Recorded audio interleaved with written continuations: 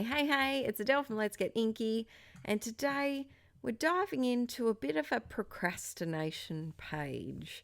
Now, in my junk journal, which just seems to be never ending at the moment, there's a few pages at the end here that I've just been procrastinating from doing, honestly, because I either don't know how I'm going to work the page. Maybe there's elements that I don't want to cover up and I don't know what else to do to the page. Or B, they're not my favorite pages to work with, my favorite type of pages to work with. Or C, they might be pages that I like too much and I am too scared to do anything to them because I don't want to ruin them. So this is a little spread and it's two magazine pages actually. I think one of them is from Frankie magazine on the left and the right hand one might be from Flow or Collective magazine. And I really like the left hand side because it had this kind of tapestry stitched embroidery pattern on the background. And then it had some text in the middle, which I have covered with a bit of white gesso. And then the right-hand side had this little beautiful fairy tale illustration with some text that I wasn't too fussed about. And so I did put some white gesso before filming this over the text. So you can still see the text, and I'm okay with that. But I didn't need it to be that much of a focus. And I didn't know what to do. Now, in all honesty, this next part doesn't make it into the video at all, but I thought I'd keep it in because it was a fun little background making experiment anywho. I've grabbed some basil marshmallow cardstock and I was thinking of making some mixed media paper that I could cut out into shapes. And so first of all, I thought I'd go with like oranges, but I looked at my page and I didn't think the oranges worked. I don't know why I went with orange. Who knows? So then I thought, nope, let's try again. Let's splodge some pink onto my basil marshmallow. My bubblegum pink has completely dried up, as has this purple, vibrant purple. No, it's not called vibrant purple. It's whatever the purple one is called. And so I'm going to need to replace those. They've all dried up in our hot summer that we had. And I didn't like that either, but I had some extra paint, so I just went through and put that on another page that I'll do in the future. And of course, didn't put waxed paper under it, peeps, and I got pink on top of a quote page that I had written that I really liked. It was one of those days. So this next part of the video was filmed a few days later. Now, usually, I have to be honest, I cannot half do a page, either a scrapbook page or an art journal page. I can't half do it. As soon as I walk away, I instantly hate the page, and when I return to it, I just nitpick it for every little thing that I think is wrong with it. It's just part of my creative process. I know a lot of people can do their pages in little sets, like little steps here and there, 5 minutes here, 5 minutes there, and I just cannot make that work for me. I wish I could. It would make my life a lot easier to do so with only having little increments of time here and there between baby naps. But I can't walk away. So I was surprised that this page did end up coming together. But yes, those painted papers definitely did not make it in this one. I've kept them. I'll save them for another project. So I decided, look, even though I like both sides of this paper, one of them has got to be the champion. The other one needs to go softly into the background a little bit. And so I decided to make the right-hand side the champion just because the illustrations were so different and defined, whereas the left-hand side, that floral embroidery pattern was a bit difficult to see what it was. Now, I did obviously speed up that stenciling very, very fast because you didn't need to sit through 15 minutes of me very, very angrily sponging paint through that stencil. And I did outline all of the little paint droplet little bits with my white Uniball Signo Broad gel pen. And I've been really enjoying outlining with black or white pens, but leaving a little bit of a gap. It's just a fun little technique that I've been enjoying. And then I stuck this girl down, and I just felt like she looked like a bit of a glam fairy tale princess of a modern age. And I thought that went really well with the little Red Riding Hood on the other side. So that's why I chose this image. And then I used my Stabilo All pencil, ALL, and it's just a black water-soluble pencil that just is really nice to give a bit of definition to your pictures if you want to go around the outside. Around the outside.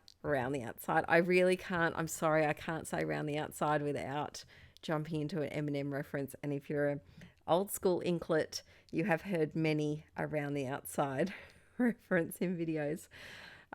Yes, back on track, Adele. Back to focusing. So then I decided the background needed a bit of zhuzhing. So I grabbed my pen and I did some stripy stripes along some of the little watery droplet paisley bits. And I did a dotted line around her crown just to make it stand out a little bit more. You can't really see on camera, but you can see it in real life. And then this left-hand side needed something. I didn't know if I was going to do a big quote in the background, but then I saw these butterflies, and peeps, especially if you follow me on my main channel, Inkie Quill, you guys know I don't do butterflies. I am actually deathly afraid of butterflies. I have a phobia of moths and butterflies because really butterflies are just pretty moths. I know there's definitely more scientific definitions between the two of them, but in my eyes they're just pretty coloured moths, and I don't like their erratic flying. They terrify me. And so as a consequence, I tend to avoid butterfly related supplies. But I had this sticker book, and if I didn't use these butterflies up, they weren't going to get used. And I'm really trying to work my way through my supplies and through some old stickers, and I decided to just plonk them all on one page because what's better than one butterfly? A horde of the terrifying little buggers. But here they are in all their glory, and I was going to add this guy, but he was just... the rest of the stickers are clear, and that one was just too opaque. It just didn't work with the page. So I added all of those lovely friends to the page, and now she's a kind of a butterfly blingy princess kind of lass. And I'm going through some of the tiny word stickers too. I was liking this page a little bit more, but the butterflies were still looking like they weren't meant to be there, or they didn't belong where they were, if that makes sense. So in a moment I do outline all of them with my white gel pen as well, and I think that helps the page come together a little bit more. So I have sped this bit up a lot because it took a little while to outline all of these, but yes, so this page is coming together. And I hope you've been enjoying the Inkie June Marathon so far. So if you've just stumbled upon this video by itself, hi, I'm Adele, and I'm terrified of butterflies. There's more to me than just my scaredness of butterflies, I promise. But every day in the month of June, I'm posting a video every single day, alternating between this channel, which is art journaling in general, traveler's notebooks, planners, a little bit tiny couple of videos on mass journals, happy mail binders, all sorts of things. And then on my main channel, Inkie Quill, which is scrapbooking and project life. And I'm hoping to finish the month with a live stream. I just have to wait on some date confirmation, so I will let you know that. Hopefully in the next few days. So keep your eyes peeled on my Instagram or on my Inkie Quill Facebook page for that announcement. But I have been really enjoying putting together some videos for the Inkie June Marathon. It's something that I did a couple of years ago. If you are a recent subscriber in the last few years, pre-Archie, I did it 2 years in a row, I think, and then of course my time got taken up a little bit by by having 2 kiddos, but I'm hoping to get back into doing the marathon a little bit more frequently. So now I'm reaching for the black splatters, and peeps, that can go either way. It's more often could be disastrous.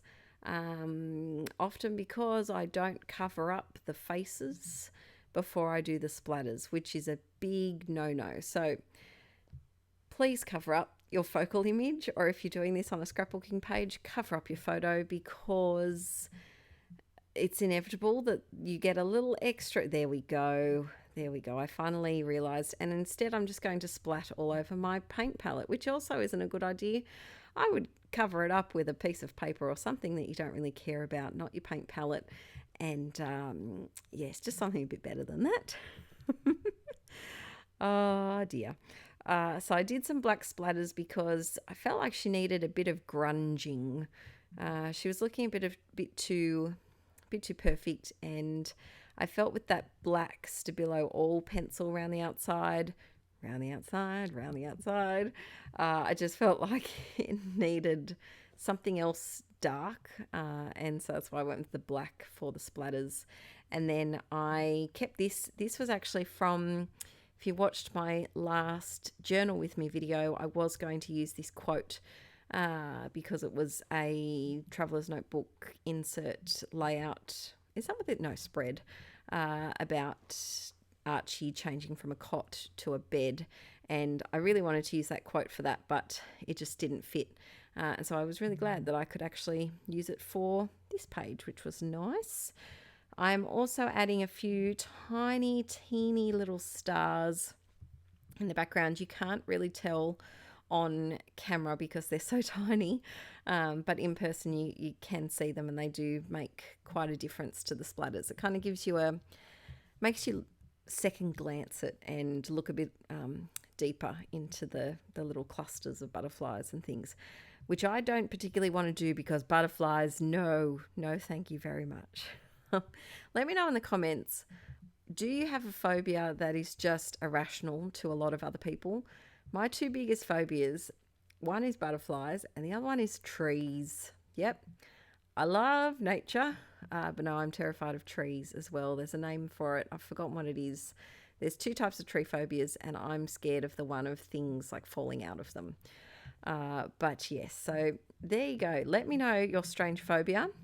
And then my challenge for you from this video is to use a supply that scares you. It could be a different color that you're not used to. It could be something that makes you go, ooh, give it a go, and you might like it, because I have to say, I kind of like the butterflies on this page. There, I said it, but I still don't like butterflies in general.